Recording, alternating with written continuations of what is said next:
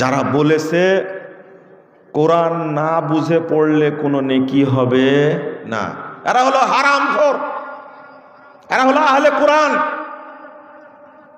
কোরআন না বুঝে পড়লে নেকি হবে না, এ কাবিরা গুনাহ করেছে।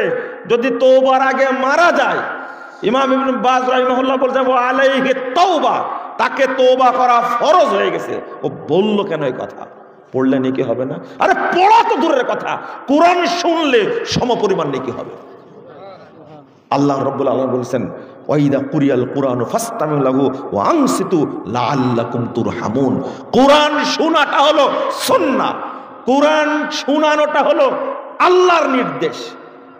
আল্লাহ রাসূল একদিন বলছেন উবাই ইবনে কাব রাদিয়াল্লাহু আনহুকে, ওবাই শোনো, উবাই ইবনে কাবকে বলছে শোনো শোনো, আল্লাহ আমাকে বলেছেন তুমি উবাই ইবনে কাবকে কোরআন শোনাও।